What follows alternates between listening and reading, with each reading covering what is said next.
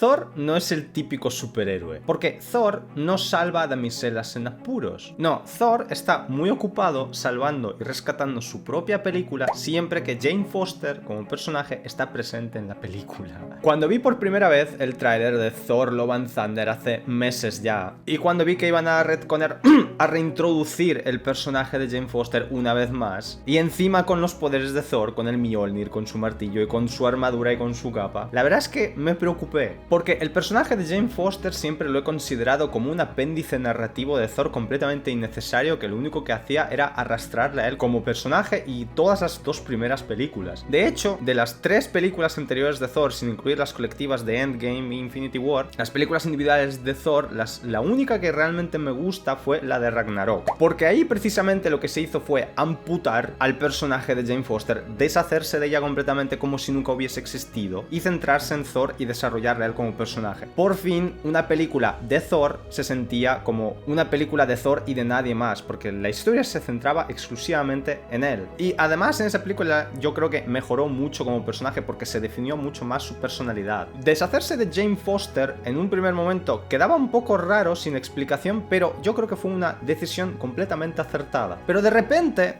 por razones, para esta nueva película de Thor Love and Thunder Marvel ha decidido resucitar de la tumba narrativa a Jane Foster, cosa que no tenía que haber hecho. Porque si ya por sí sola Jane Foster como personaje era problemático, ahora lo es todavía más porque intenta ser Thor, literalmente Thor, intenta ser una versión copia y pega de él. No intenta ser un personaje original suyo propio, sino que intenta convertirse en literalmente Thor, con su nombre, con sus frases, con su personalidad y con su estética. Y me da absolutamente igual si existe un cómic donde ella se establece como personaje, porque un cómic no es la Santa Escritura, no es la Biblia. Lo que salga en los cómics no es ley, por muy canónico que sea para algunos. Una mala historia y un mal personaje será una mala historia, y un mal personaje da igual en qué medio o en qué soporte lo expreses, en una película o en un papel en cómic. En los cómics también se cometen muchas cagadas. Así que si estaba establecido ese personaje de antes, eso no es justificación para hacer este personaje. Y es que para mí Jane Foster en esta película sobra absolutamente, porque ella no puede ser Thor, es que no puede serlo por mucho Mjolnir que le des, por mucha capa roja que le pongas y por mucho casco con alas que le enfundas. En ese sentido, Jane Foster solamente va a ser siempre la cáscara, el envoltorio de Thor. Ella nunca va a poder ser él. Parémonos a pensar, ¿qué es realmente Thor? ¿Qué es lo que lo define? ¿Qué es lo que hace a Thor ser Thor? Thor no es, una vez más, su martillo, su Mjolnir o su arma, no es su capa y no es su armadura. Prueba de ello es que precisamente Thor ya no tiene el Mjolnir desde hace muchísimas películas, tiene un arma diferente, el destructor de tormentas, y no ha dejado de ser Thor, ha seguido siendo el mismo Thor. Eso quiere decir que hay una esencia inherente a él que lo define. ¿Y qué es esa esencia? ¿Qué es Thor? Thor es un bobo, es un patán, es un torpe emocional. Es un tipo que va superficialmente de duro, pero que en el fondo es un blando. Es un tipo soberbio al que le encanta inflarse su propia burbuja, autoagrandarse y autoalabarse delante de un público, y sobre todo lo que le gusta es esa alabanza del público, y consecuentemente fracasar en el intento de hacer eso. Eso es lo que le define como personaje, porque esa inocente soberbia que en realidad no le hace daño a nadie, precisamente lo que tiene es gracia, es un vicio, es un pecado que tiene Thor, y todo personaje interesante es la suma de sus virtudes y de sus vicios y pecados. Y es que Jane Foster, por más que se esfuerce la historia en agrandarla y empoderarla, ella no tiene eso. Ella no tiene vicios, ella no tiene sus menos. E incluso va más allá. En las 2 primeras películas la historia siempre ha forzado la importancia de Jane Foster con la relación de Thor, y en vez de ser un simple personaje de apoyo, ha intentado que Thor dependiera de ella narrativamente, y que eso es precisamente lo que le lastraba a él como personaje. Y precisamente por eso en Ragnarok vemos que Thor está liberado como personaje narrativamente, por fin ha podido echar a volar porque ya no tiene ese lastre que siempre arrastra. Y es que Jane Foster siempre arrastra la historia y una película, una clásica aventura de Thor, y Thor tiene que estar continuamente tirando del carro para adelante para rescatar su propia película, su propia historia. Lo que intenta hacer esta película es forzar a Jane Foster y la intenta reconvertir a ella en Thor, y digamos que intenta al final ningunear a Thor. Es como que intentan trasladar la esencia de Thor de un cuerpo a otro, pero que jamás lo van a conseguir porque precisamente esa esencia de Thor de tipo bobo, bonachón y enfrascado en su propia autograndeza es algo que a Jane no le pega en absoluto. Ella no acaba siendo más que una fachada con su martillo, con su casco y con su armadura y con su capa. Jane está literalmente cometiendo un delito de suplantación de identidad. Ella quiere ser literalmente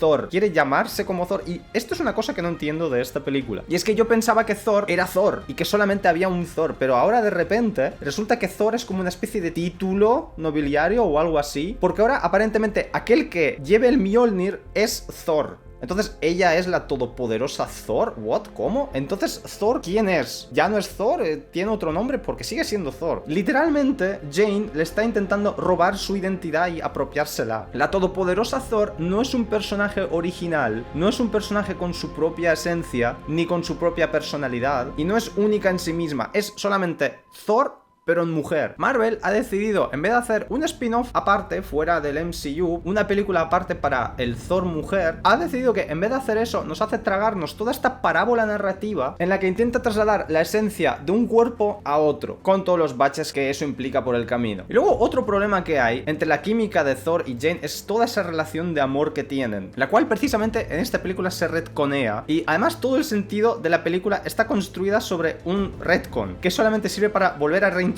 el personaje de Jane. Y es que la relación romántica entre ellos es muy forzada y además es totalmente aburrida. No sé cuántas veces hay que repetir que toda historia, para ser buena, necesita conflicto. Y, oh qué casualidad, incluso las historias de amor, incluso las historias románticas necesitan conflicto. Ese conflicto puede ser interno o externo, me da igual, pero tiene que haberlo. Y es que aquí la historia de Thor siempre ha intentado forzar de que Thor y Jane en realidad se parecen y son iguales, cuando no lo son en absoluto. Y esta película lo que intenta establecer es que en realidad Jane es igual que Thor, como que va de tipadura pero en el fondo es una blandenga y por eso no se atreve primero a contarle de que tiene cáncer, y como que intenta ocultarlo continuamente bajo esa fachada de tipadura, cuando ella no es una tipadura. Ella es originariamente, de las dos primeras películas, es la damisela en apuros que siempre ha ido Thor a salvarla. Y si precisamente de lo que se pretendía con esta película era romper ese molde de mostrar una Jane Foster que no necesita un hombre que venga a salvarla y de que ella no necesita a Thor, lo cual en base a mí me parece estupendo. Yo personalmente odio ese modelo de caballero de brillante armadura que viene a salvar a la damisela. A mí eso me parece viejuno y rancio. A mí tampoco me gusta ese modelo narrativo. Y si por otro lado de lo que se pretendía era de darle una historia de amor a Thor, la propia historia, la propia película de Thor Love and Thunder ya tiene un elemento narrativo sustitutivo a Jane perfecto que funcionaría muchísimo mejor que Jane Foster, y es Valkyria. Valkyria es un personaje que podría haber solucionado ambos problemas y ambas funciones dentro de esta película, porque si además de lo que se trataba era de establecer un personaje femenino independiente, fuerte, Valkyria funciona infinitamente mejor que Jane. Primero, Valkyria es un personaje único, tiene personalidad propia, es original, y es que ella no puede ser la imitación de nadie, porque precisamente es una Valkyria, y si de lo que se trataba era de establecer un personaje femenino que no venga de la base de un hombre, ¿quién mejor que Valkyria? Porque es que no existen los equivalentes masculinos a la Valkyria. Las Valkyrias son siempre mujeres, entonces ¿qué mejor personaje que ella para establecer un personaje femenino poderoso e independiente? Porque yo estoy completamente on board y a favor de establecer personajes así, y precisamente abogo por que Valkyria sea ese personaje. A mí me da absolutamente igual el sexo o el género de un personaje, mientras sea original y con personalidad propia. Jane Foster tira abajo todo eso. Valkyria no solamente tiene una personalidad fuerte y tiene muchísima presencia, tanto física como de liderazgo, sino que además es una tía completamente independiente y fuerte que sabe organizar cosas. Prueba de ello es que ella se ha estado haciendo cargo todos estos años de Nueva Asgard y ella era la reina de esa ciudad. Y encima lo ha estado haciendo ella sola. ¿Qué otra prueba de independencia necesita la película para decirte que Valkyria es mejor personaje que Jane Foster? Además de ser una exitosa política y una líder para su gente que trae la prosperidad a esa ciudad, porque eso es lo que se te muestra, de que la ciudad está más próspera que nunca, ante todo es una guerrera que lucha y se defiende por ella misma y no necesita ningún hombre, ninguna figura masculina para rescatarla. Y ahí es donde ella también podría haber solucionado el problema del romance con Thor. Una historia romántica o el intento de una historia romántica entre ellos dos habría sido infinitamente más interesante que con Jane, porque precisamente el conflicto residiría en que sus dos personalidades chocarían ambas, porque precisamente los dos, tanto Thor como Valkyria, son muy independientes y no sería una relación de activo y pasivo, sino que en un primer momento ellos chocarían, y precisamente lo interesante sería ver cómo se resuelve ese conflicto y cómo ambos personajes encuentran la manera manera de conciliar sus sentimientos para poder estar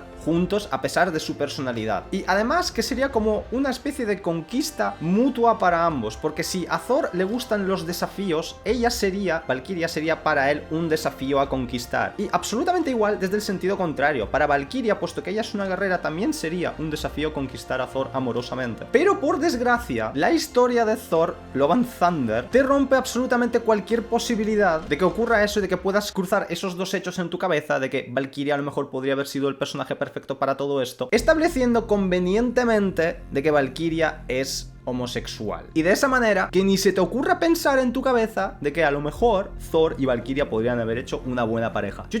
Ni se te ocurra pensar eso, ni se te ocurra. Si de lo que se trataba era de incluir el recurrente elemento narrativo de normalización de las relaciones homosexuales, contra lo cual fundamentalmente no tengo nada en contra, en la propia historia ya existe un elemento narrativo que además funciona muchísimo mejor que Valkyria, y es Korg. Con Korg se establece de que precisamente toda su especie, para poder sobrevivir como especie, para reproducirse, ellos necesitan establecer relaciones homosexuales. Entonces lo que se podía haber hecho perfectamente era, si necesitabas introducir ese elemento Disney, pues ya lo tienes ahí. Prescindes completamente de Jane Foster y creas una relación nueva, interesante y original entre Thor y Valkyria. Y aunque no os lo creáis, en realidad, mi experiencia de ver esta película no ha sido para tanto tan nefasta. Yo en verdad he disfrutado esta película, porque precisamente mientras el personaje de Jane Foster la hace arrastrar y es un lastre, Thor de sobra consigue empujar la película y es precisamente lo que la hace disfrutable. La peli tiene sus momentazos y adivinad quién los protagoniza. Precisamente Thor, el original. Y es que el Thor que aparece aquí, esto es muy importante tenerlo en cuenta, creo yo. El Thor que aparece en Thor Love and Thunder no es el mismo carácter o el mismo tono de Thor que vimos en Infinity War o en Endgame. Digamos que Thor tiene dos niveles de existencia. Hay películas en las que Thor, como por ejemplo en Ragnarok, es un tío que no se toma a sí mismo muy en serio y la propia película no se toma a sí mismo en serio, pero luego está Infinity War o Endgame, que ahí es donde tenemos un Thor mucho más maduro, mucho más oscuro. Tener esa dicotomía en verdad a mí no me supone ningún problema. De hecho, le da un poco más de chispa, un poco más de gracia, de que el mismo personaje pueda tener un contexto bonachón, desenfadado y más gracioso, o en otros momentos ser bastante más serio cuando las cosas son más serias. O sea, es un tipo que se sabe reírse de sí mismo, o que la historia se sepa reírse de sí misma utilizando a Thor. Entonces, tal y como establece esta propia película con la frase de esto es la clásica aventura de Thor, esto es la clásica aventura desenfadada de Thor. Es un Thor que no tiene la conciencia suficiente de que se está poniendo en ridículo y lo está haciendo, y precisamente esa es la faceta que más te gusta y más gracia te hace, por lo patán que es el personaje. Menciones honorables es para Christian Bale, que es el villano de esta película, y es que en esta película el villano es casi accesorio, solamente está ahí porque tiene que haber un villano, porque tiene que estar. Realmente no es lo más importante de la historia, pero sigue siendo un elemento fundamental importante, por supuesto, pero digamos que yo disfruté la película por otras cosas y además he centrado mi análisis en otras cosas que creo que son problemáticas. Pero Christian Bale hace una actuación muy buena, demostrando una vez más que es un actor polivalente para todo, puede valer para todo, y yo le adoro como actor. O sea, yo sé que si Christian Bale está en una película va a ser un personajazo y una actuación estelar. Y de hecho me encanta cómo interpreta a este villano, que la verdad es que no lo conocía. Mención deshonorable, otra vez, o qué casualidad, es para Jane Foster, pero esta vez por otra cosa completamente diferente. Si compartes mi opinión de que ella sobra y pensabas que aquí es donde iba a comenzar y acabar su trayectoria, estás muy equivocado. Y es que realmente Jane Foster no muere en la película. Muere en la historia, pero no muere narrativamente, porque se va al Valhalla, porque se ve que ha tenido una muerte nórdica, sin ella ser nórdica, pero ha muerto en batalla, entonces se merece ir al Valhalla junto a los dioses. Y encima Heimdall la recibe como una diosa y se lo dice. Entonces Jane va a volver siendo Thor, y encima con mejores poderes, con los poderes del Valhalla y con los poderes de la ultratumba, porque sigue estando presente, sigue estando narrativamente. Y precisamente la frase final de Thor va a volver, ahí